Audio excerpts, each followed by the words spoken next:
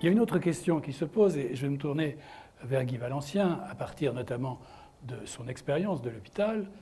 Cet investissement, est-ce qu'il faut aujourd'hui, comment d'abord on peut le mesurer, comment on peut le rationaliser, comment est-ce qu'on peut être rentable?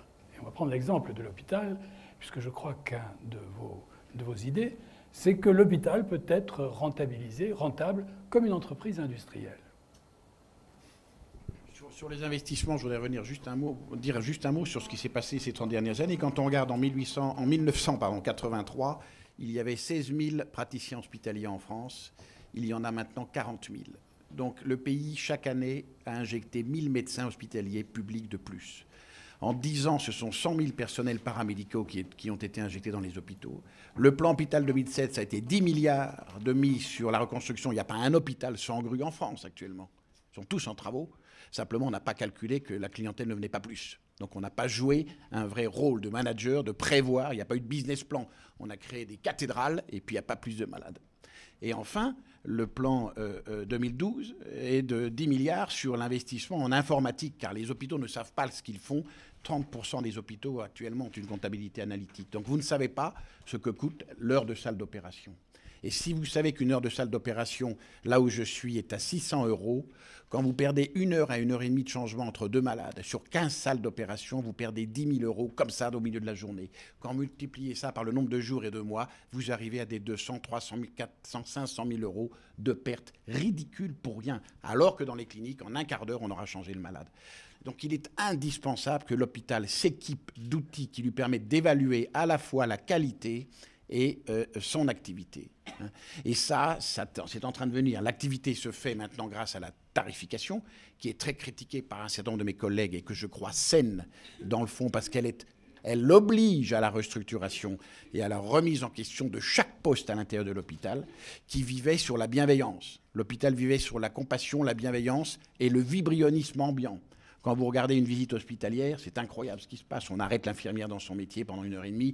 Il y a 25 personnes qui passent encore derrière le patron, comme du temps du fameux film Un grand patron, où on voyait, c'était, je ne sais plus qui était l'acteur, qui passait avec sa tralée devant une pauvre femme qui venait d'avorter.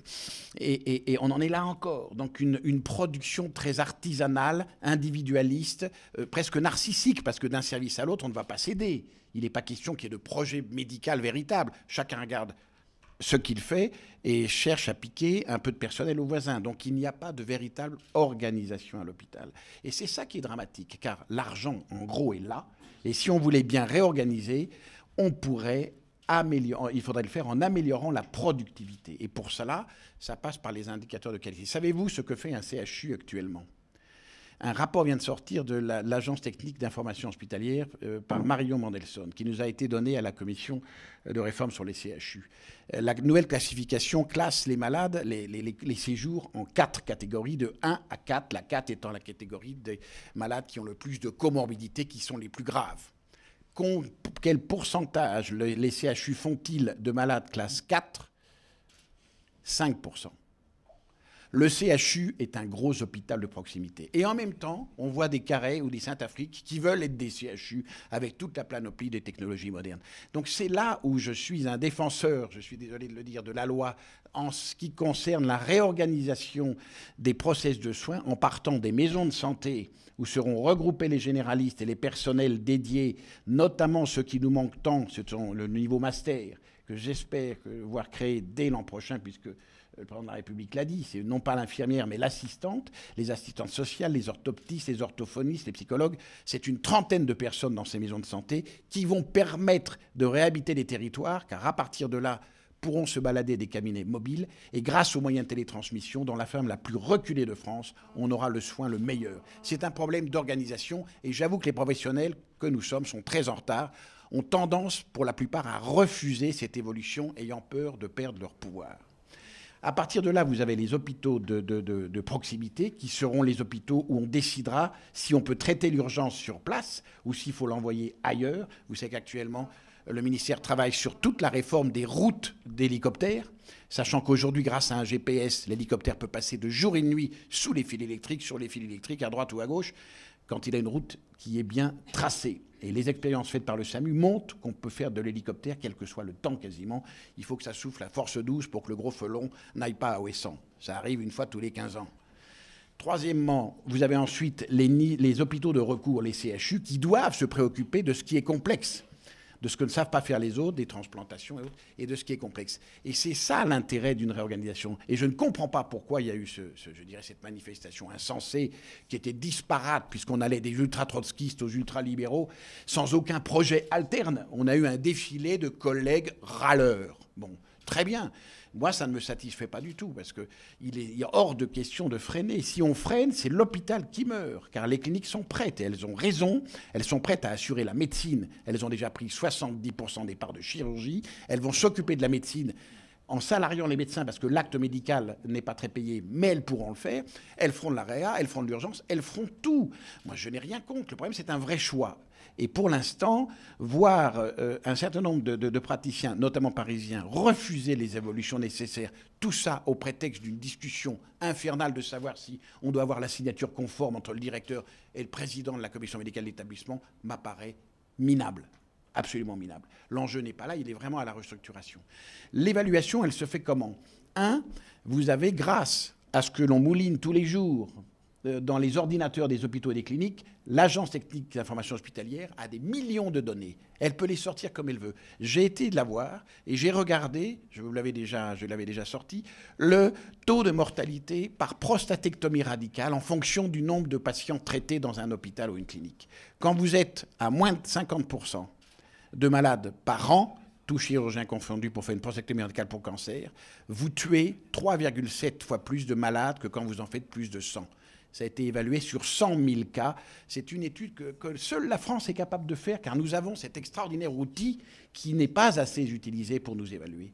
La deuxième chose, c'est qu'il est très facile de mettre, notamment dans mon métier, des éléments d'évaluation très simples qui sont, je vous l'ai dit, le taux de mortalité dans le séjour. Ce n'est pas suffisant parce qu'on peut faire une embolie pulmonaire en sortant.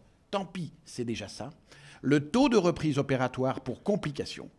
Le taux de transfert dans un autre service, une réanimation ailleurs ou dans un autre hôpital pour complications.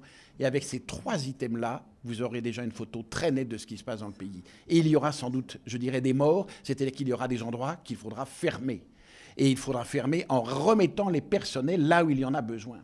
Quand on fait le Tour de France, comme nous l'avons fait avec le Conseil national de chirurgie, pour voir notamment un certain nombre de petits hôpitaux, on est effaré de voir des services de chirurgie où vous avez 25 à 30 personnes pour faire par jour une ablation de vis et un panari.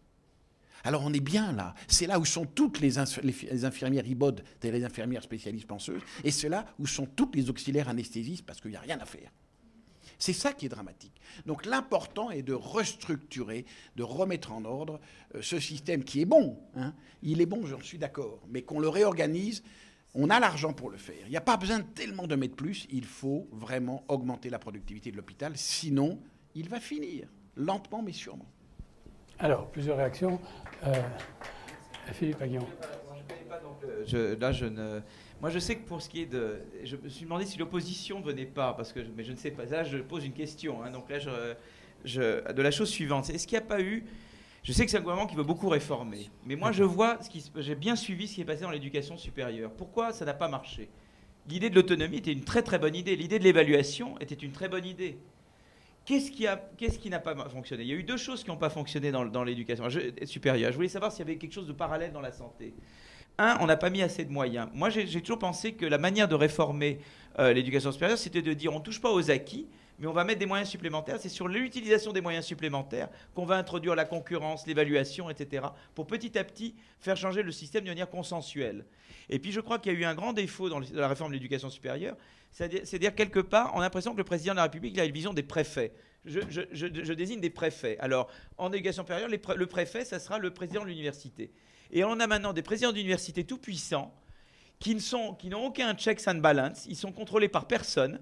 Ils peuvent décider que toi, ta recherche, elle n'est pas terrible, je t'augmente tes cours. Toi, ta recherche, elle me va, je n'augmente pas. Il peut décider. Il a beaucoup de pouvoir, beaucoup trop de pouvoir. Il n'a pas, par exemple, dans le système anglo-saxon, ce qui se passe, c'est que le président de l'université, il y a ce qu'on appelle les Board of Trustees. Donc lui, il a des pouvoirs, mais il y a le Board of Trustees. Par exemple, Larry Summers, qui est maintenant le conseiller principal économique, qui était mon prof de macro il y a 20 ans, il était président d'Harvard. Bah, il a été viré, quoi, parce qu'il n'a pas fait un très bon travail comme président d'Harvard. Et le Board of Trustees lui a dit, monsieur, vous partez. Et c'est-à-dire il a des pouvoirs, mais en même temps, il est soumis à checks and balances, vous voyez, parce qu'il y a le danger qu'on peut donner un président.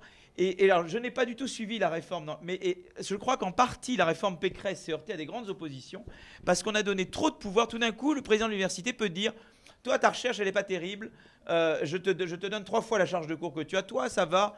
Et c'était trop de pouvoir dans quelque part ce côté un peu napoléonien de dire je nomme des préfets. Alors est-ce qu'il y a pas, alors il y a des gens qui ont dit est-ce que c'est pas la même chose pour le directeur de l'hôpital. Alors là je n'ai pas du tout suivi. Donc là mais est-ce qu'on n'a pas fait un peu le reproche ou est-ce qu'il n'y a pas un peu des problèmes similaires disons de résistance à la réforme parce qu'il y a eu peut-être un petit peu ces mêmes tendances-là dans la réforme de la santé qu'il y a eu. Moi, j'ai vu tout à fait les écueils dans la réforme de l'enseignement supérieur. C'est une réforme qui aurait dû réussir. C'était une bonne réforme au départ. Et elle a, en fait, lamentablement échoué pour des raisons inutiles. Je crois qu'il y a eu des visions qui étaient... et de vouloir opposer des catégories aux autres, etc.